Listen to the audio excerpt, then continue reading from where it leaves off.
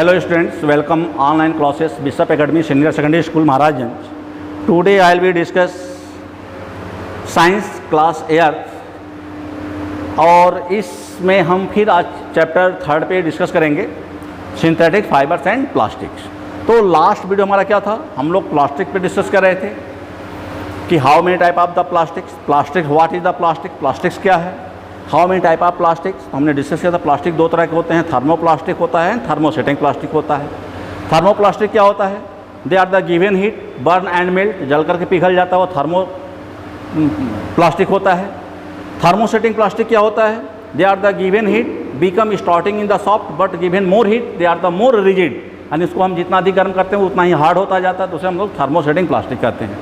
फिर उसमें हमने डिस्कस किया था कि what is the melamine cancers. तो हमने बताया था कि चाइना डिश का हम लोग प्रयोग करते हैं। चाइना डिश जो होता है वह थर्मोसेटिंग प्लास्टिक के बने होते हैं, और जब हम लोग खाना उसमें खाते हैं तो खाने के साथ उसके कुछ कंपोनेंट्स पार्टिकल हमारे बॉडी में क्या होता है, इंटर कर जाता है, और धीरे धीरे चल करके आगे वो क्या होता है, वो मेलामाइन कैंसर में कन्वर्ट होता है। आज हम लोगों का डिस्कस है कि plastic harm to the environment, कि प्लास्टिक्स हमारे इन्वायरमेंट या हमारे लिए हार्मफुल कैसे है। तो इसमें हम कहते हैं कि प्लास्टिक है वे transform modern society providing attractive benefits but also be fouling waterways and aquifers, depleting petroleum, sunlight। तो अब ये कहा है कि जैसे कि फिगर में दिख रहा है कि at the large scale our society or in our daily life we are uses the large scale of the plastics and after using they are the throw, और प्रयोग के बाद उसको हम क्या करते हैं, फेंक देते हैं। हमने पहले भी डिस्कस किया कि plastics are not decompose in the soil, तो अगर वह मिट्टी में दब गया तो that means they are the polluted our soil. They are the throw in water resources, अगर उसको हम पानी में फेंक देते हैं तो they are the polluted our water are the our rivers. They are the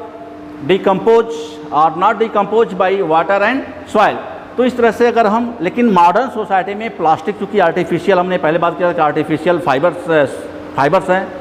end fabrics हैं, तो in modern society they are use the a large scale of the plastics. तो हम लोग मॉडर्न सोसाइटी में बहुत लार्ज स्केल पर हम लोग प्लास्टिक का यूज़ करते हैं। अभी देखिए पिछले साल गवर्नमेंट ने क्या किया, प्लास्टिक पे बैन लगाया था। तो प्लास्टिक पे बैन लगाने का मतलब ये था कि that means a large scale production of the plastic, they are the uses and throw and they are the harmful for environment as like increasing the soil pollution, increasing the water pollution, increasing the air pollution। air pollution कैसे करता है, तो that means when a large scale they are the plastic with the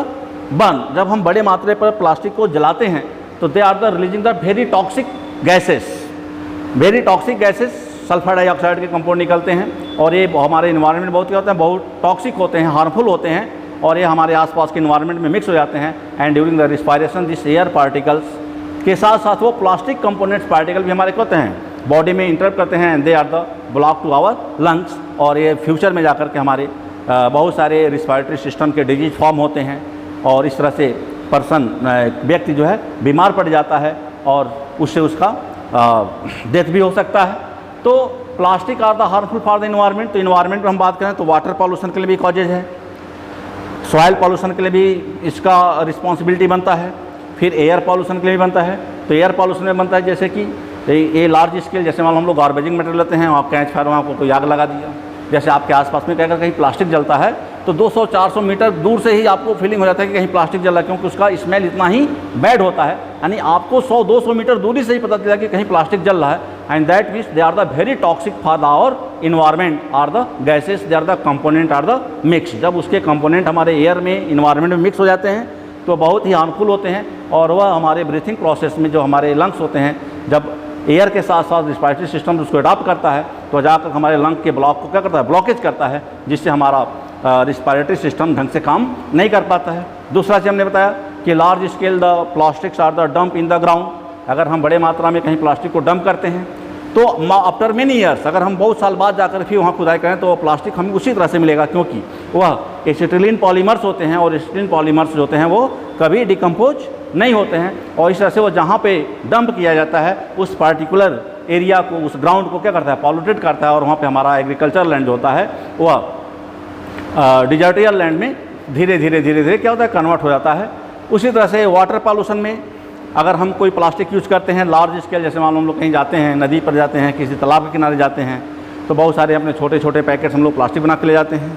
material तो हम लोग utilise कर देते हैं, लेकिन प्लास्टिक जो बचता है उसको उठा कर हम क्या करते हैं, वाटर सोर्सेज में फेंक देते हैं। And this water sources when plastic we throw in the water sources and not decompose, and this plastic are the slowly they are the given a harmful effect in the waters and water भी polluted, और इस तरह से जो हमारे aquatic substance होते हैं उनका भी लाइफ क्या होता है, खतरे में आ जाता है। तो अब इस पर चूँकि हम बात करते हैं तो इसलिए गवर्नमेंट ने पिछले क्या किया था, एक बैन लगाया था कि दैट मीन्स कोई भी दुकानदार प्लास्टिक में, पॉलीथीन में सामान नहीं देगा, ताकि इससे हम जो डिस्ट्रीब्यूशन है पॉलीथीन का उसको हम रोक सकें। After this we are coming the 3 R's, क्योंकि इसमें 3 R का ही पिक्चर्स दिख रहा है, लेकिन इसमें 4 R होता है, तो ये कार अभी हम इसमें बढ़ाएंगे। 3 R का मतलब होता है रीयूज, रिड्यूस,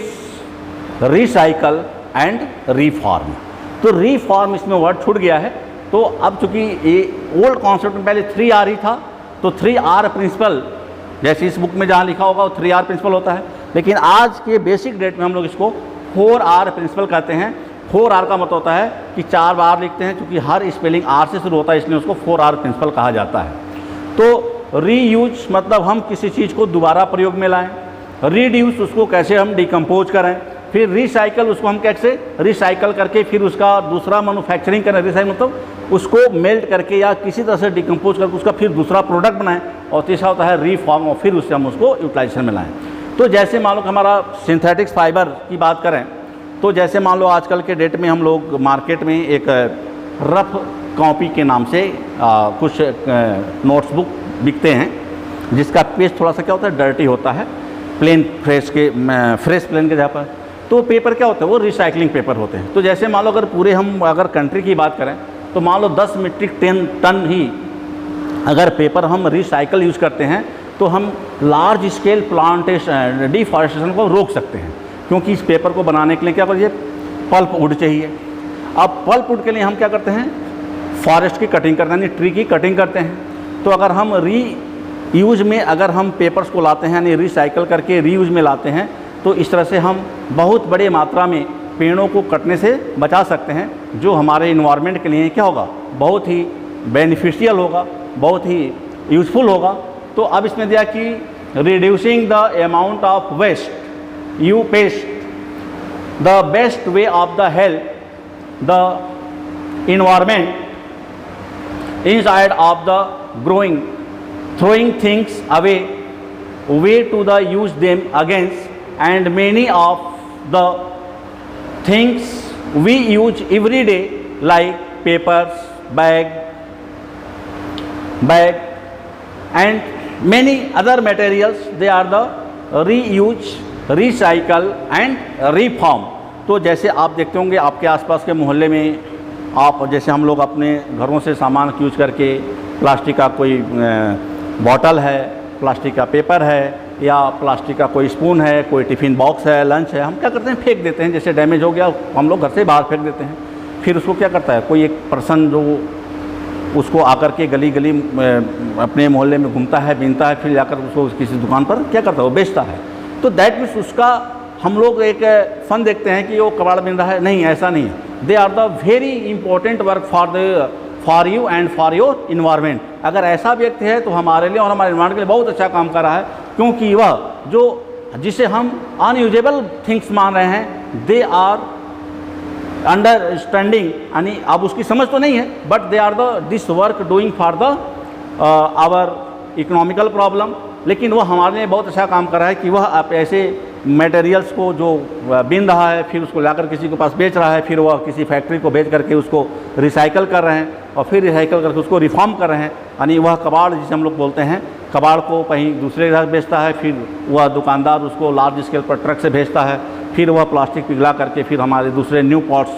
कंटेन करता है, तैयार करता है। तो अब यहाँ पे जो 4 R की बात आया था, तो रीयूज यानी जिसे हम लोग एक बार यूज़ करके फेंक देते हैं, उसको वह बिनता है, ला करके बेचता है, तो वह रीयूज में आ गया। फिर उसको जो दुकानदार खरीदता है वह किसी फैक्ट्री को सप्लाई करता है, वह रिड्यूस करता है उसको, यानी उसको डिकम्पोज करता है, फिर डिकम्पोज करके उसको रिसाइकल करता है, और रिसाइकल करने के बाद फिर वो क्या करता है, रिफॉर्म, यानी उसको दूसरे फॉर्म में लाता है, यानी उसके दूसरे अलग अलग मटेरियल बनाता है, और मार्केट में फिर वो क्या आता है, एक न्यू मटेरियल के फॉर्म में हमारे सामने आ जाता है, और फिर हम उसी चीज़ों को क्या करते हैं, खरीदते हैं। तो that means they are the known as the 4R principle, reuse, reduce, recycle and reform. They are the known as the 4R principle. So 4R principle are the very important point for our environment. In this case, we are a materials, they are used against by again. उसको हम बार बार प्रयोग करते हैं। बार बार कैसे प्रयोग करते हैं, पहले हम उसको रिड्यूस करते हैं, रिड्यूस करने के बाद फिर उसको रिसाइकल करते हैं, और रिसाइकल करने के बाद उसको फिर रिफॉर्म करते हैं, उसको नए फॉर्म में लाते हैं, एंड उसके बाद फिर वह मटेरियल हमारे सामने मार्केट में आ जाता है। Watching, thank you for this video, and in next video we are given the some objective questions and very short and long question answer. Thank you.